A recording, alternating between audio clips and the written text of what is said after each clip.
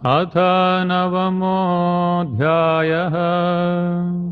Chapter 9 The Most Confidential Knowledge. श्रीभगवानुवाच इदं तु ते गुह्यतमं प्रवक्ष्याम्यनसूयवे ज्ञानं विज्ञानसहितं यज्ञात्वा मोक्षसे शुभाम्। The Supreme Personality of Godhead said, My dear Arjuna, because you are never envious of me, I shall impart to you this most confidential knowledge and realization, knowing which you shall be relieved of the miseries of material existence. राजविद्या राजगुह्यं पवित्रमिदमुत्तमं प्रत्यक्षावगमं धर्म्यं सुसुखं कर्तुमव्ययम्। This knowledge is the king of education, the most secret of all secrets. It is the purest knowledge, and because it gives direct perception of the self by realization, it is the perfection of religion. It is everlasting, and it is joyfully performed. अश्रद्धधानाः पुरुषा धर्मस्यास्य परन्तप अप्राप्य मां निवर्तन्ते मृत्युसंसारवर्त्मनि। Those who are not faithful in this devotional service cannot attain me, O conqueror of enemies. Therefore they return to the path of birth and death in this material world. मया ततमिदं सर्वं जगदव्यक्तमूर्तिना मत्स्थानि सर्वभूतानि न चाहं तेष्वस्थितः। By me, in my unmanifested form, this entire universe is pervaded. All beings are in me, but I am not in them. न च मत्स्थानि भूतानि पश्य मे योगमैश्वरम् भूतभृन्न च भूतस्थो ममात्मा भूतभावनः। And yet everything that is created does not rest in me. Behold my mystic opulence. Although I am the maintainer of all living entities and although I am everywhere, I am not a part of this cosmic manifestation, for myself is the very source of creation. यथाकाशस्थितो नित्यं वायुः सर्वत्र गोमहान् तथा सर्वाणि भूतानि मत्स्थानीत्युपधारय। Understand that as the mighty wind, blowing everywhere, rests always in the sky, all created beings rest in me. सर्वभूतानि कौन्तेय प्रकृतिं यान्ति मामिकाम् कल्पक्षये पुनस्तानि कल्पादौ विसृजाम्यहम्। O son of Kunti, at the end of the millennium all material manifestations enter into my nature, and at the beginning of another millennium, by my potency, I create them again. प्रकृतिं स्वामवष्टभ्य विसृजामि पुनः पुनः भूतग्राममिमं कृत्स्नम् अवशं प्रकृतेर्वशात्। The whole cosmic order is under me. Under my will it is automatically manifested again and again, and under my will it is annihilated at the end. न च मां तानि कर्माणि निबध्नन्ति धनञ्जय उदासीनवदासीनम् असक्तं तेषु कर्मसु। O Dhananjay, all this work cannot bind me. I am ever detached from all these material activities, seated as though neutral. मयाध्यक्षेण प्रकृतिः सूयते सचराचरम् हेतुनानेन Kaunteya जगद्विपरिवर्तते। This material nature, which is one of my energies, is working under my direction, O son of Kunti, producing all moving and non-moving beings. Under its rule this manifestation is created and annihilated again and again. अवजानन्ति मां मूढा मानुषीं तनुमाश्रितं परं भावमजानन्तो मम भूतमहेश्वरम्।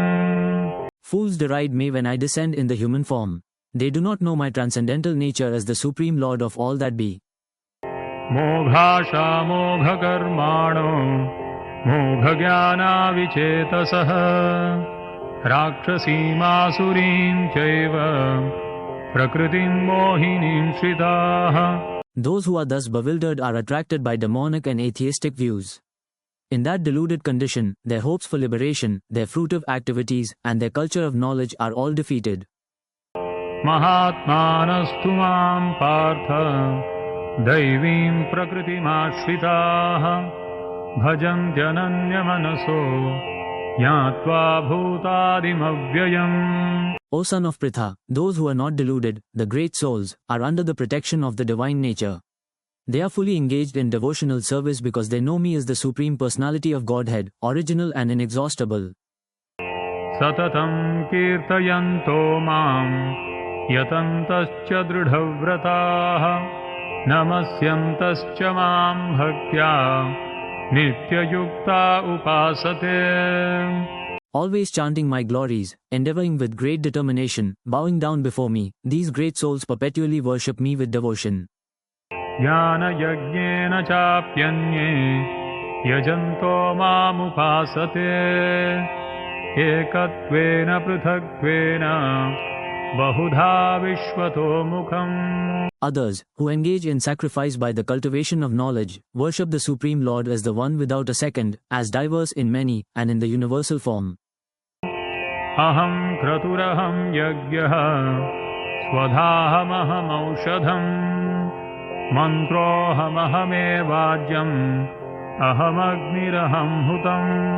But it is I who am the ritual, I the sacrifice, the offering to the ancestors, the healing herb, the transcendental chant. I am the butter and the fire and the offering. Pitahamasya jagato mata dhata pitamaha vedyam pavitram omkara riksamaya jurevacha. I am the father of this universe, the mother, the support and the grandsire. I am the object of knowledge, the purifier and the syllable Om. I am also the Rig, the Samar and the Yajur Vedas. Gatir bharta prabhu sakshi nivasah sharanam sahra prabhavah pralayasthanam nidhanam bijam avyayam. I am the goal, the sustainer, the master, the witness, the abode, the refuge and the most dear friend. I am the creation and the annihilation, the basis of everything, the resting place and the eternal seed. Tapamyahamaham varsham nigrihnyamuthrujami cha amrutam chaiva mrityuscha sadasachaham arjuna. O Arjuna, I give heat, and I withhold and send forth the rain. I am immortality, and I am also death personified. Both spirit and matter are in me. Traividyamam somapah putapapa yajnairishva swargatim prarthayante te punyamasadya surendra lokam ashnanti divyan divideva bhogan. Those who study the Vedas and drink the Soma juice, seeking the heavenly planets, worship me indirectly.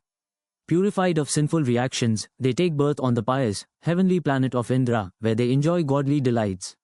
Tetam bhuktva swargalokam vishalam kshine punye martyalokam vishanti evam trayi dharma manuprapanna gatagatam kama kama labhante. When they have thus enjoyed vast heavenly sense pleasure and the results of their pious activities are exhausted, they return to this mortal planet again. Thus those who seek sense enjoyment by adhering to the principles of the three Vedas achieve only repeated birth and death. Ananyas chintayanto mam ye janah paryupasate tesham nityabhiyuktanam yogakshemam vahamyaham.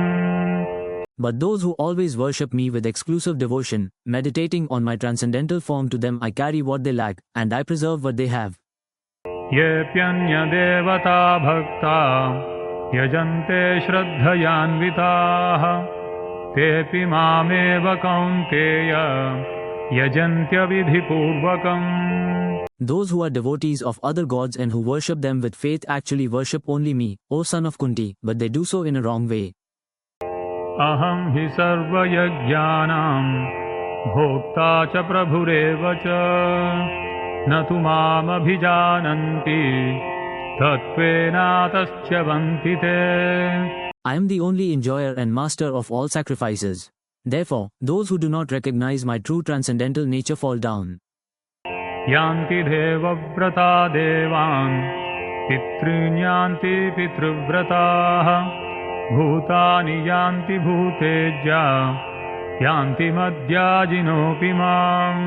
Those who worship the demigods will take birth among the demigods. Those who worship the ancestors go to the ancestors. Those who worship ghosts and spirits will take birth among such beings. And those who worship me will live with me.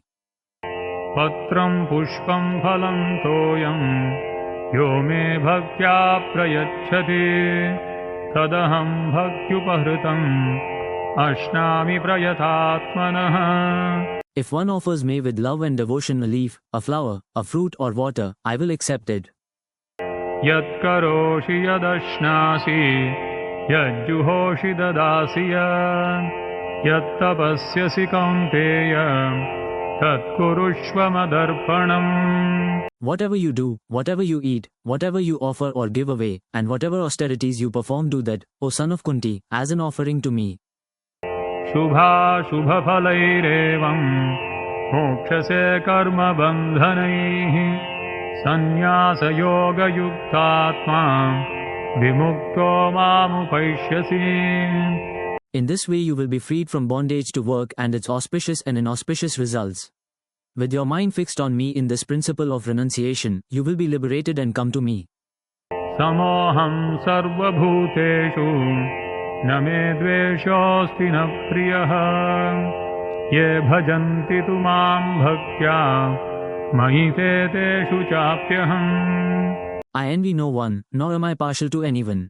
I am equal to all. But whoever renders service unto me in devotion is a friend, is in me, and I am also a friend to him. अपि चेत् सुदुराचारो भजते मामनन्यभाक् साधुरेव समन्तव्यः सम्यग् व्यवसितो हि सः. Even if one commits the most abominable action, if he is engaged in devotional service, he is to be considered saintly because he is properly situated in his determination. क्षिप्रं भवति धर्मात्मा शश्वच्छान्तिं निगच्छति कौन्तेय प्रतिजानीहि न मे भक्तः प्रणश्यति. He quickly becomes righteous and attains lasting peace. O son of Kunti, declare it boldly that my devotee never perishes.